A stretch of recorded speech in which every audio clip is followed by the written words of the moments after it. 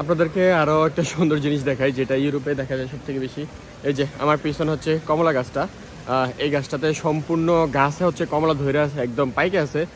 ও আমার পিছনে এই জিনিসটাকে প্রথমে দেখে আমি ভাবছিলাম যে একটা মূর্তি, বাট আসলে এটা মূর্তি না, এটা হচ্ছে একটা মানুষ। মেবি আমার সামনে হচ্ছে মালাগা শহরের সব থেকে সুন্দর রোডটা, যেটার দুই পাশে হচ্ছে বিভিন্ন ধরনের লাইটিং এবং এত সুন্দর করে সাজানো।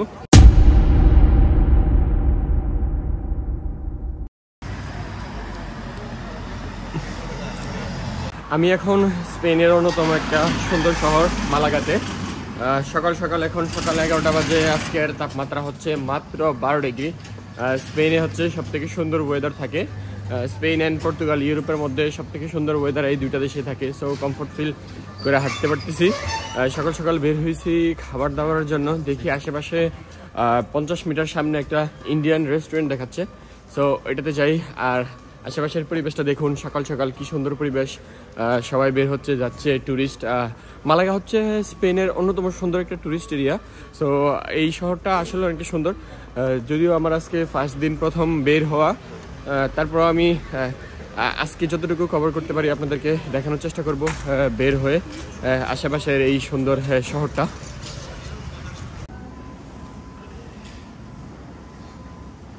এই শহরটা হচ্ছে মূলত এইরকম সুন্দর সুন্দর বিল্ডিংগুলো দিয়ে মোড়ানো।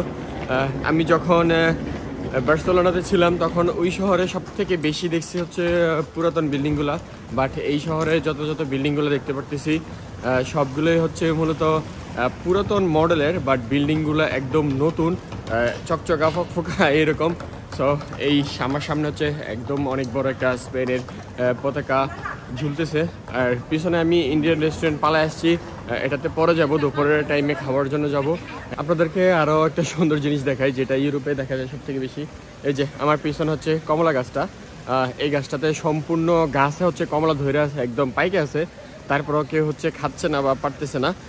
সো এই জিনিসগুলো হচ্ছে তারা এই ফল গাছগুলো থেকে ফল পায়রা খায় না, এগুলা মূলত হচ্ছে সৌন্দর্যের জন্য রাখে রাখে।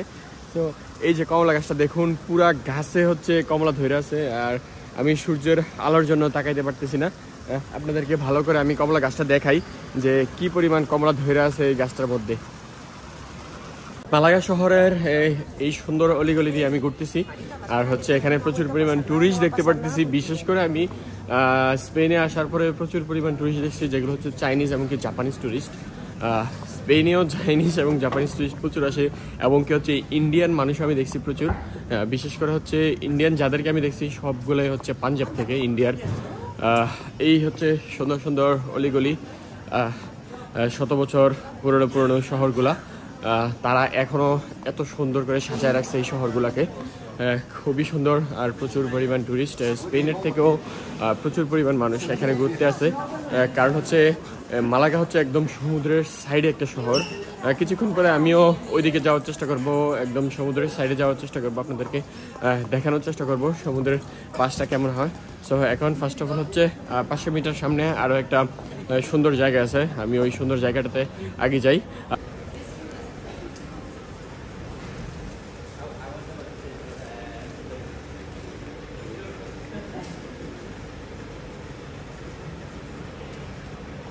আমার পিছনে এই জিনিসটাকে প্রথমে দেখে আমি ভাবছিলাম যে একটা মূর্তি, বাট আসলে এটা মূর্তি না, এটা হচ্ছে একটা মানুষ এখানে এই বেশে দাঁড়ায় আছে। সো আমি চলে আসছি হচ্ছে এইরকম একটা প্যালেসের সামনে, যেটা হচ্ছে 100 বছর পুরনো একটা প্যালেস। আমি বিস্তারিত তথ্য দিতে পারতেছি না, কারণ হচ্ছে আমি এই শহরে আসছি গতকাল। দ্যাটস ওয়াই আমি আপনাদেরকে শুধু এই সুন্দর জিনিসগুলোই দেখাতে পারতেছি। এই সব সম্পর্কে তথ্য বা কত বছর পুরনো, কত সাল পুরনো, এই জিনিসগুলো আমি বলতে পারতেছি না, কারণ এটার জন্য আমাকে অনেক রিসার্চ করতে হবে, অত সময় আমার কাছে নাই। তো সেই জন্য আমি আপনাদেরকে দেখাইতেছি। আর এখানে একটা জিনিস কি, প্রত্যেকটা অলিতে গলিতে হচ্ছে তারা সৌন্দর্যের জন্য কমলা গাছ লাগিয়ে রাখে, যেখানে হচ্ছে কমলা ধুইরা একেবারে পাইকা থাকে। কেউ খায় না, টোটালি কেউ খায় না। এই হচ্ছে এইখানকার একটা সৌন্দর্য।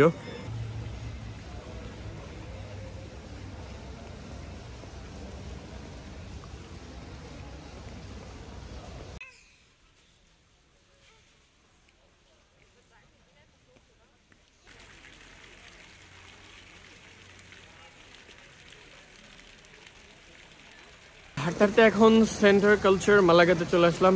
আর এই শহরটা আমি যতই দেখতেছি ততই অবাক হচ্ছি, কারণ হচ্ছে আমার পিছনে এই যে শত বছর পুরাতন জিনিসগুলো দেখতে পারতেছি।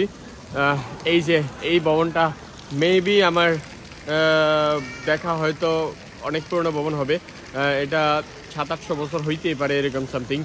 কারণ হচ্ছে এখানের জিনিসগুলা এবং কি ঐতিহাসিক জিনিসগুলো তারা এখানে খুব সুন্দর করে টিকায় রাখে, সাজায় রাখে এবং কি গুছিয়ে রাখে। সো এই জিনিসটা, এই যে এই ভবনটা দেখুন যে এইটা কত বছর পুরনো হইতে পারে। আর আমার পিছনে হচ্ছে যে সেন্ট্রাল কালচার মালাগা, হলুদ কালার বা কমলা কালার যে বিল্ডিংটা, এই বিল্ডিংটা।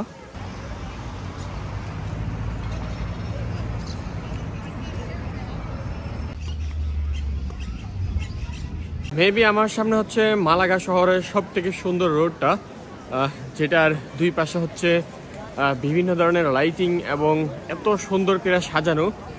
আপনাদেরকে এই রোডটা দেখাই যে এত সুন্দর করে সাজানো, অনেক সুন্দর একটা রোড। দুই পাশে হচ্ছে টুরিস্টের ছোট ছোট দোকানগুলা, সবগুলা এবং কি রেস্টুরেন্টগুলা। আর মাঝখানে হচ্ছে এইরকম সুন্দর একটা রোড। আমার দুই পাশে দেখতে পারতেছেন যে এই লাইটিংগুলা খুবই সুন্দর, খুবই চমৎকার লাগতেছে। আর এখানে এত পরিমাণ টুরিস্ট আমি কখনো চিন্তা করি নাই, কারণ যখন আমরা বার্সেলোনা থেকে মালাগার দিকে আসতেছিলাম ট্রেনে, সম্পূর্ণ দেশের মাঝখান দিয়ে আসছি, যেখানে হচ্ছে প্রচুর খালি জায়গা, বিশাল মাঠ, পাহাড়, মানে মানুষের বসতি খুবই কম। সো এই জায়গাটা এতই সুন্দর যে মানুষ, প্রচুর পরিমাণ মানুষ এই শহরে ঘুরতে আসে এবং কি ফরেনার আসে। দেশটা এবং কি শহরটা পৃথিবীর এমন এক কোণার মধ্যে, যেখানে এক পাশে হচ্ছে মরক্কো। আপনারা যদি ম্যাপে দেখেন যে মালাগা শহরের পাশেই হচ্ছে মরক্কো, বেশি একটা দূর না, হয়তো ফ্লাইটে গেলে 30 মিনিট লাগতে পারে, এইরকম একটা ডিস্টেন্সে এই মালাগা শহরটা। মালাগা শহরের এক পাশে হচ্ছে আফ্রিকা মহাদেশ শুরু, আর এই দিক দিয়ে হচ্ছে ইউরোপ শেষ। সো ইউরোপ এবং কি আফ্রিকার মাঝখানের যেই শহরটা, সেটা হচ্ছে ছোট্ট একটা মালাগা শহর। অনেকক্ষণ ঘোরাঘুরির পরে আসলাম হচ্ছে মালাগা রেল স্টেশনের পাশে। সো আমি মেবি চলে যাব হচ্ছে ইতালিতে, দেখি টিকিট কাটতে আসলাম। আর মালাগা রেল স্টেশনের পাশে হচ্ছে এইরকম একটা সুন্দর চার্চ দেখে আর লোভ সামলাতে পারলাম না, দেখি এটা কেমন সুন্দর হয়, দিয়ে আসলাম, ঘুরতে আসলাম। সো দেখি, স্পেনের ওয়েদার সবসময় সুন্দর হয়, আমি যতটুকু শুনে আইছি। সো এখন আসার পরও দেখতেছি যে কি পরিমাণ সুন্দর ওয়েদার। চারদিকে হচ্ছে ফকফকা রোদ আর আবহাওয়া সুন্দর, বেশি একটা ঠান্ডা নাই স্পেনে। স্পেনের ওয়েদার সবসময় ভালো থাকে। এই হচ্ছে এই সুন্দর চার্চটা, আর চারিদিকে হচ্ছে বিশাল সুন্দর সুন্দর বিল্ডিংগুলা। আহামরি কোনো বড় বিল্ডিং না, 4-5 তলা, দ্যাটস ইট, এইরকমই। তারপর অনেক সুন্দর এই চারপাশটা। আর ট্রেন স্টেশন থেকে বের হলাম, এই যে আমি টিকিট কেটে চলে আসলাম। চলে যাব হচ্ছে আগামীকাল সকাল আমার ট্রেন হচ্ছে বার্সেলোনা থেকে আমি বাসে করে চলে যাব হচ্ছে ইতালির পাদুবাতে। কেন আমি স্পেনে থাকলাম না, কেন আমি ইতালিতে চলে যাব? স্পেনে তো 2 বছরের কাগজপত্র হয়ে যায়, কিন্তু আমি কেন স্পেনে থাকতেছি না, ইতালিতে চলে যেতেছি, কেন হুটহাট সিদ্ধান্ত নিলাম? সো এই বিষয়গুলো আমি আপনাদের সাথে বিস্তারিত পরবর্তীতে আলোচনা করব, যখন আমি ইতালিতে পৌঁছাবো, বিস্তারিত জানার পরে, এবং কি এখানে কেমন অভিজ্ঞতা, ওইখানে কেমন অভিজ্ঞতা, সব কিছু আপনাদের সাথে আমি শেয়ার করব ইতালিতে যাই তারপর। সো এই ছিল আমার, মনে করেন, স্পেনের অন্যতম সুন্দর শহর মালাগার একটা ট্রিপ বলতে পারেন, এবং কি ভ্রমণ বলতে পারেন। সো এই হচ্ছে আমার বিস্তারিত, আমি সব কিছুই আপনাদের সাথে আলোচনা করব। আমি যাই, তারপরে আপনাদেরকে বিস্তারিত A to Z সব কিছু বলবো, কেন আমি স্পেনে থাকলাম না। আজকে অনেক দিন হচ্ছে হালাল ফুড খাইতে পারি না, তো সামনে হয়তো মেবি একটা পাকিস্তানি হালাল দোকান আছে, রেস্টুরেন্ট আছে। সো এটাতে যাই, দেখি কি খাইতে পারি। প্রচুর পরিমাণ ক্ষুধা লাগছে, মনের তৃপ্তি মিটিয়ে খাইতে পারি না। তো ইউরোপে সব থেকে কঠিন বিষয় হচ্ছে যদি আপনার একদম ক্লোজ কেউ না থাকে যে আপনাকে কিছু একটা করে দিতে পারবে, তো ওই রকম কেউ যদি না থাকে তাহলে আপনার সার্ভাইভ করা খুবই কঠিন।